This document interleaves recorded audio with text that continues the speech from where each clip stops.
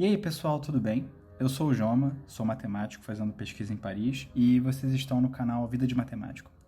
No último vídeo eu falei sobre quais foram as lições mais importantes que eu aprendi no meu doutorado e eu recebi um comentário muito bonito que vocês podem pausar o vídeo para ler se quiserem, em que basicamente ele me pergunta qual foi o objetivo final de se estudar matemática, qual a aplicação disso no nosso cotidiano e existe algum efeito prático na consequência desses estudos.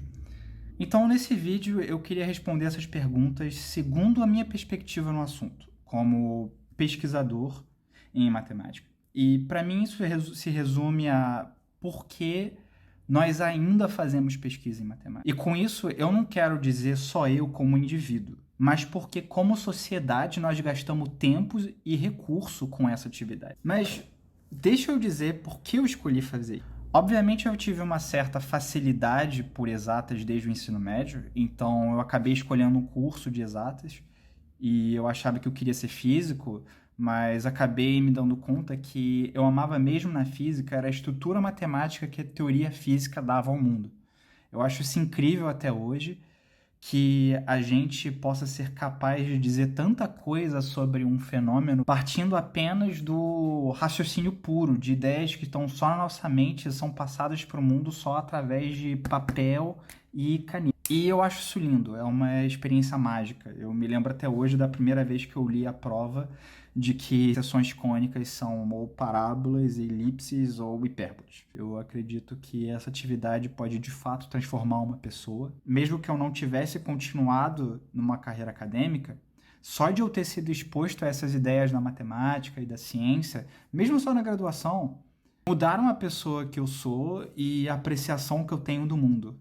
Eu acredito fielmente que todo mundo tem o potencial de ser tocado como eu fui pela educação e de uma forma muito singular pela matemática. Muitas pessoas acabam, infelizmente, que não são tocadas por diversos fatores. E é aquela frase da matemática iraniana Maryam Mirzakhani, que foi a primeira mulher a ganhar a medalha Fields na história. A matemática só mostra sua verdadeira beleza aos seus seguidores mais pacientes. Enfim, mas, de novo, eu não precisava ter continuado na carreira acadêmica. Eu acredito que diversas outras carreiras teriam me realizado e eu seria feliz, mas essa carreira me possibilitou morar fora do Brasil, me possibilitou viajar e conhecer diversos lugares que eu não teria conseguido se não fosse por ela, se não fosse pelos financiamentos que eu consegui para o meu trabalho. E ainda mais que isso, eu acredito com todas as minhas forças que se dedicar à matemática, à ciência, à educação, pode mudar a vida de muita gente. E eu quero usar todos os meios que eu tiver quando eu me tornar professor para proporcionar essas oportunidades para muitas outras pessoas. Enfim, essas são as minhas razões para isso. E eu vou tentar no resto desse vídeo responder essa pergunta para quem talvez não seja matemático. Porque nós, como sociedade, devemos sim priorizar a ciência e, nesse caso, a matemática. Eu acho que é uma pergunta muito natural por dois motivos. Por um lado, boa parte do que a gente pensa como pesquisa hoje é algo utilitário. Tipo, descobrir a cura do câncer, como fazer uma vacina para uma doença. Talvez a gente ainda pense em alguma ciência de base, como astrofísica ou algo relacionado à biodiversidade, mas esses são exemplos muito concretos ainda e acaba que a matemática se distancia disso por ter toda essa barreira da abstração por trás. Depois tem o fato de que a gente não costuma ser exposto a esse nível de abstração na escola, onde a gente estuda algo estritamente utilitário. Então, na escola, a gente está querendo estudar sei lá, aritmética, trigonometria, o benditos seno e cosseno, sei lá, teorema de Pitágoras, o famoso A2 mais B2 é igual a C2. E o objetivo é apenas de manipular essas coisas. Não é de criar novas coisas, não é de criar novas estruturas. Então, o objetivo sendo só de manipular essas fórmulas, é por isso que tem tantas questões do coitado do Joãozinho no enunciado. Se faz isso basicamente para trazer essas ideias para um contexto mais familiar para o aluno. Não estou falando que isso é efetivo ou não. Eu, particularmente, nunca gostei das questões que começavam com Joãozinho ou Pedrinho, mas de qualquer forma esse é o objetivo, é manipular e não criar. Certo, mas então se as pessoas continuam fazendo pesquisa em matemática, tem que ter alguma coisa depois da matemática da escola. E a distinção que é usada muitas vezes é de matemática pura versus matemática aplicada, que eu não vou usar aqui, porque eu não gosto dessa divisão. Eu acho que não agrega nada para ninguém e é uma discussão que merece um vídeo inteiro. Em vez disso, como eu vejo, é que a matemática se ramifica em duas direções. Depois daqui da escola, ou a gente vai estudar objetos mais abstratos, ou a gente vai procurar entender fenômenos complexos. E o ponto em comum entre essas duas direções, porque senão poderiam só ser duas ciências separadas, é o rigor lógico, é a lógica matemática. E esse rigor matemático é fundamental para a estrutura da matemática e o que ela se propõe a fazer, que é pura e simplesmente buscar verdades.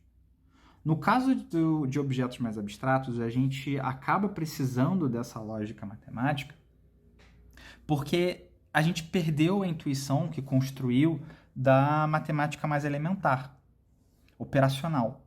Então, para ter certeza de que a gente está fazendo está certo, tem toda uma estrutura lógica que vai nos respaldar. No caso de fenômenos complexos, eles em si são um desafio enorme de dizer coisas que são verdade absoluta, porque nenhum modelo matemático vai descrever a realidade exatamente. Então, a contribuição que a matemática tenta dar para entender esse tipo de problema é com verdades muito precisas sobre esse modelo que é uma aproximação da realidade, mas que nunca vai ser uma descrição perfeita dela. Tá, mas então, o que são exatamente esses objetos abstratos e esses fenômenos complexos? No primeiro caso, não é a minha área de pesquisa, então eu entendo menos, mas a gente pode, por exemplo, estudar as operações que a gente fazia antes, então, por exemplo, a operação de soma ou de multiplicação, com objetos matemáticos muito mais abstratos, que não sejam necessariamente os números. Esse é o caso, por exemplo, da álgebra abstrata, da teoria de grupos também. Outro exemplo. Digamos que eu te pergunte qual que é a menor distância entre dois pontos A e B. Você muito provavelmente vai me dizer que é uma reta. Mas imagina agora que você está num avião que vai viajar do Brasil para a França. A trajetória mínima desse avião seria um arco de circunferência no globo. Ou seja, esse arcozinho daqui. Isso é justamente o que a gente chama de uma geodésica na esfera. É o tipo de coisa que a gente se interessa em geometria diferencial ou geometria riemanniana. Ou seja, em geometrias diferentes da geometria do plano que a gente estuda na escola. É como se a gente imaginasse uma situação em que o próprio espaço fosse curvo. E essa é justamente a ideia central da relatividade geral do Einstein, onde o espaço-tempo é deformado pelo campo gravitacional de corpos muito maciços e daí gerando o que a gente chama de gravidade. No outro caso que a gente falou, o objetivo é de aplicar o rigor matemático no estudo de algum fenômeno. Então, um primeiro passo sempre vai ser a da modelagem. Ou seja, a gente pega equações que vieram da física, por exemplo, ou a gente tem que partir de princípios básicos para propor equações que vão traduzir esse fenômeno em linguagem matemática, em um modelo matemático, um problema matemático preciso e que a gente diz bem posto. Muita gente que gosta mais das aplicações acha que esse excesso de formalismo matemática não ajuda em nada para entender o fenômeno, mas eu considero isso extremamente importante.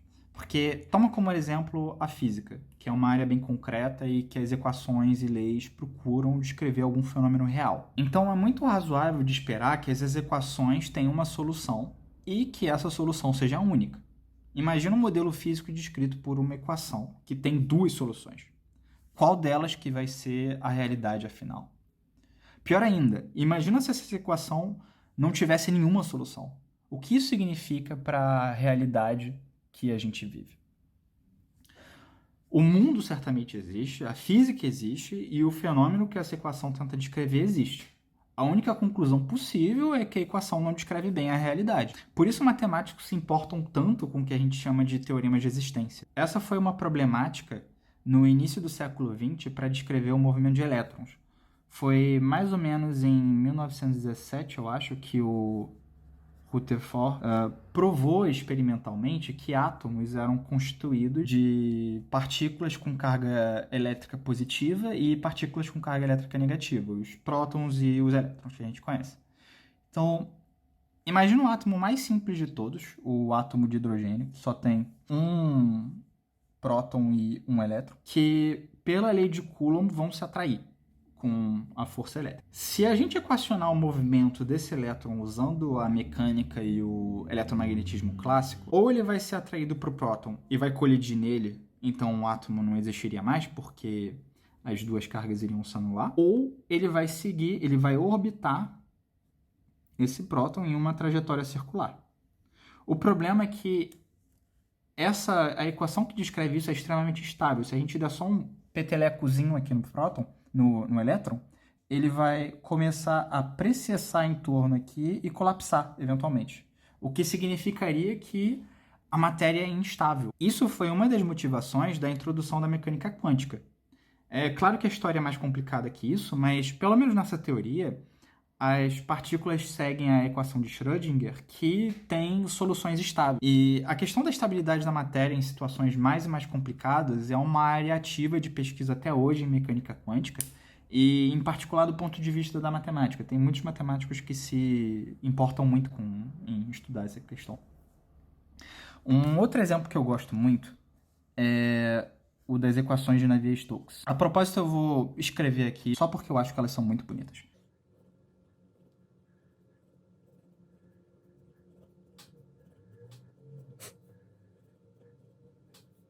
Elas são muito usadas em física e engenharia todos os dias para descrever o comportamento de fluidos. Entender as propriedades matemáticas delas é até hoje um problema em aberto. Na verdade, ela é um dos problemas do milênio e quem resolver recebe um prêmio de $1 milhão. Eu vou deixar um link na descrição explicando o que são os problemas do milênio e explicando exatamente qual é o problema em aberto sobre a equação de Navier-Stokes. Com esses exemplos, eu espero que fique um pouco mais claro porque é uma boa ideia a gente dedicar tanto tempo e recursos para fazer pesquisa em matemática.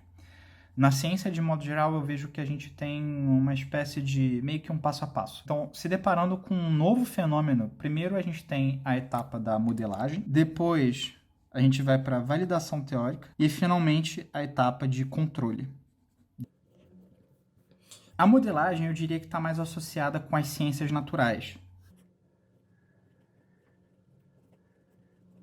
Tem toda a parte experimental para entender qualitativamente como esse fenômeno se comporta e conseguir sintetizá-lo em um modelo, possivelmente com equações ou, no meu caso, muitas vezes com problemas de otimização. A validação teórica é justamente o momento que a gente prova matematicamente, então é a parte que é mais associada com a matemática.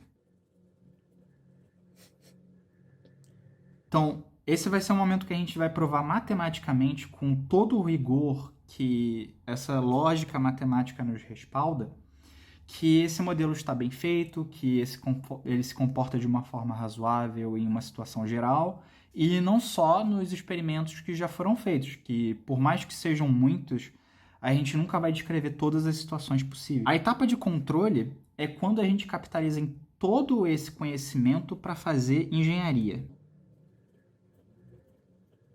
A gente chegou num tamanho domínio desse fenômeno que podemos usar ele a nosso favor. É o caso das equações de Navier-Stokes.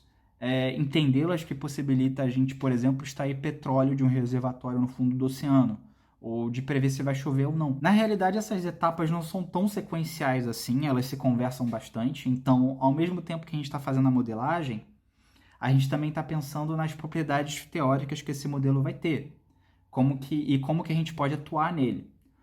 Ou talvez a gente atue nele mesmo sem ter equações que descrevam ele ainda. Um exemplo importantíssimo disso eu acho que é a inteligência artificial, que a gente está vivendo uma revolução realmente transformando o mundo.